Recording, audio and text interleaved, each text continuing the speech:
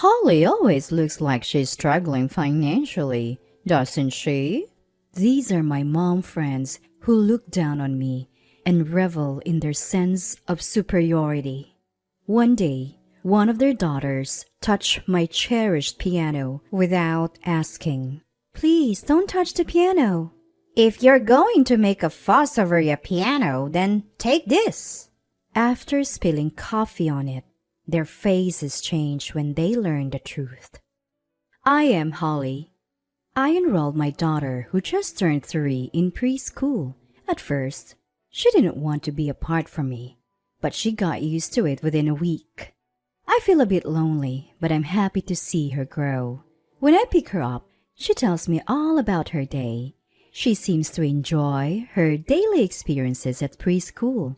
I joined a mom friends group when my daughter started preschool, but honestly, I'm not great at socializing. Still, I have to get along with them for my daughter's sake. There are 6 of us in the mom friends group, including me.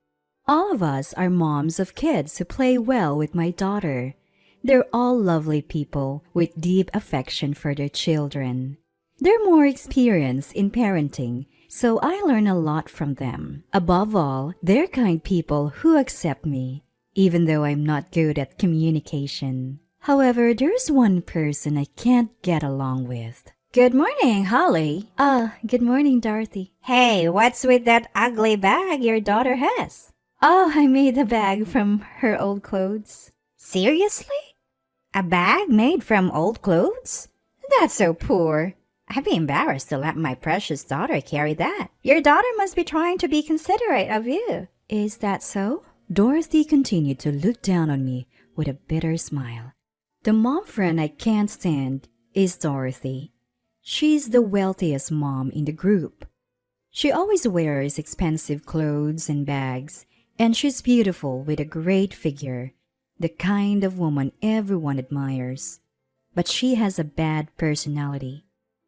She targets people like me who are not assertive and looks down on them. I don't have the courage to talk back, so I just smile awkwardly. All right, your house is the venue for this week's tea party, isn't it? Yes, it's my turn this week. In the mom friends group led by Dorothy, we have a tea party at someone's home once a week. Although it's mostly just listening to Dorothy brag, I've hosted a tea party at my home several times before. My home is not as stylish as Dorothy's, so she never misses a chance to look down on me. She'd say things like, "It's weird not to have any paintings on the wall." Or, "Where did you get this tasteless sofa?" She even ridiculed my cherished piano. I'm sure I'll be exhausted from forcing smiles while being looked down upon. To be honest, I'm not looking forward to it. After all, it's at your house, Holly. Your furniture is all old and not attractive, but rules are rules, so I'll go. See you later. Dorothy said what she wanted and quickly left the preschool. After parting with her, I felt heavy thinking about the upcoming tea party. On the day of the tea party, as the other mom friends entered my home, Dorothy came in last. Today, she looked even more stylish than usual. Dorothy stands out in my modest home, looking out of place. Wow, you still have all this old furniture. I gave so much advice last time. Why don't you replace this sofa already? Oh, I forgot. You can't afford it, Holly. Ignoring Dorothy's arrogance, I started preparing tea and snacks in the kitchen. The other mom friends are chatting in their seats, but Dorothy is walking around the house alone. I wish she wouldn't snoop around. It's embarrassing. Oh, Holly, you still have this old piano? Hearing Dorothy's loud voice, I rushed to the scene. She had entered my piano room without permission. I had put a "Do Not Enter" sticker on the door to that room, but Dorothy seemed to have ignored it. The other mom friends, hearing her voice, started gathering in the room. Sorry everyone, could you please not go near the piano in that room? Dorothy frowned at my timid request. What? Why would you say that? That's not how you treat guests. I apologize, but That piano is very precious to me. Even a small scratch would be a big deal. Please understand. A scratch? It's already an old piano. What's one more scratch? You really are like a poor person, cherishing something like this. Sorry, the tea is ready. Let's relax in the living room. Somehow, calming Dorothy down, we returned to the living room with the other mom friends. Dorothy seemed displeased about being corrected. She left looking irritated without even finishing her tea or snacks. I worried this might affect my daughter's friendships, but she never came home crying. For now, I was relieved. But Dorothy's arrogance escalated. She spread false rumors among the mom friends and flaunted her expensive clothes and bags. She even looked down on my husband's income and my daughter's appearance. I don't mind being looked down upon, but it's uncomfortable when she speaks ill of my daughter and husband. I told her to stop, but it didn't seem to have much effect. A month passed like this, and it was my turn to host the tea party again. I welcomed the usual mom friends, but Dorothy hadn't arrived yet. According to the others, she would be late. We decided to start the tea party without her. Without someone bragging, it was surprisingly peaceful. I was talking without tension for the first time in. But she never came home crying. It was probably Dorothy. I got up and opened the door. Sorry, I'm late. I was picking up my daughter from daycare. Dorothy was holding a little girl about 2 years old. Thank you for coming, Dorothy. Is your daughter joining us? Do you have a problem with that? No, I just wasn't expecting it. It's none of your business. Let us in. Sure. Sorry. Dorothy's daughter ran into the house as soon as they entered. As I tried to stop her, Dorothy pulled my arm. She's fine on her own. She's a good girl. But what if she gets hurt? Do you have anything dangerous lying around? No, but since you're here, Dorothy, how about we have lunch? Would your daughter like to join? Wow, you're actually being considerate. However, Dorothy only called her daughter's name and didn't try to bring her to the living room. She left her daughter unattended and went to the living room where the mom friends were waiting. I managed to catch Dorothy's running daughter and took her to the living room.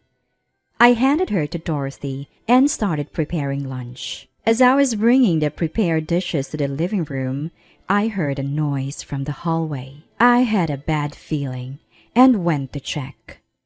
Dorothy's daughter was pulling out my daughter's toys and playing with them. Sorry, these are my daughter's favorite toys. Let's put them back where they were.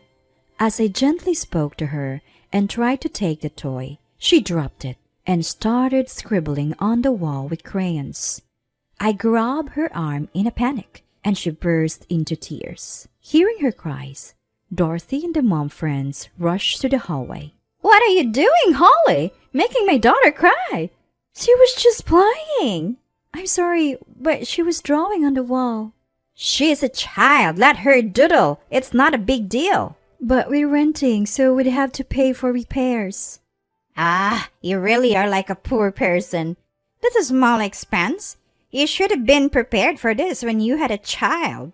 Poor thing. She was having fun. Dorothy starts lecturing me instead of scolding her daughter. The other mom friends just looked the other way, not daring to oppose Dorothy. I give up on reasoning with her and decide to focus on lunch. As usual, she complains about my cooking, calling it bland, tasteless, and inedible. I thought I made a good meal, but today it just doesn't go down well. Just when Dorothy's bragging session starts, I hear the sound of a piano. I rush to the piano room, and as expected, Dorothy's daughter is playing it. I had left the piano lid open and forgot to lock the room. Stop! Don't touch that! I raise my voice, and characteristically, I pick up her daughter and usher her out of the room. Dorothy rushes in, hearing her daughter cry. Holly, what's the problem? Why are you making my daughter cry? Please, just don't touch the piano. It's really important to me. I bow my head, but Dorothy seems displeased. What's the big deal? It's just an old piano. She splashes her bottled coffee all over the piano. I try to wipe it off with my clothes, but it's too late. The coffee seeps into the white case and flows deeper into the strings. I collapse to my knees, realizing there's nothing I can do. The other mom friends rush in, asking what happened. I don't have the energy to answer. Instead, Dorothy gleefully recounts the events. Holly interrupted my daughter while she was happily playing the piano and made her cry. I didn't like her for a while and she became obsessed with playing the piano, so I poured coffee on her and pretended I never made her cry. Mom friends wondering which one to follow. One of the mom friends interrupts. Wait, this piano, it's worth over $1 million. She mumbles and turns pale. Oh, what's wrong? Why that long face? Is it about this old piano? This piano is worth over $1 million. It's a rare piece, one of only a few in the world. She's right. This piano was purchased by my grandmother. It's a limited edition worth about $1 million. I had promised to keep it safe for generations. I never thought it would be ruined like this. You're lying. Holly, how could someone like you own such a valuable piano? Speak up. Say it's a lie. No, it's not a lie. This is a cherished piano passed down from my grandmother. I warned you not to touch it before. If Dorothy spilled coffee on it, then she'll have to pay for the repairs. That would be around $100,000. $100,000? I can't afford that. Besides, it's Holly's fault for not telling me it was valuable. Dorothy tries to make excuses, but realizes her position. She apologizes profusely. I'm so sorry, Holly. I had no idea that old piano was so valuable. I'm truly sorry. Please don't bill me for the repairs. She had always looked down on me and acted arrogantly. Is she really sorry? I think about her past behavior. She's always looked down on me, brought her daughter without notice, and let her play without supervision. She even lectured me for interrupting her daughter's playtime. Dorothy said, if you had told me it was valuable, but you don't spill coffee on something someone cherishes, valuable or not, I can't forgive her. Stop apologizing, Dorothy. She looks up at me, hopeful. I will tell her that. I'll send you the bill for the repairs. Please take your daughter and leave. What? She stands there stunned. I point to the door, and the other mom friend escort her out. The tea party ends. I later bill Dorothy for the repairs. Her husband visits and apologizes. Apparently, her attitude had been a problem for a while.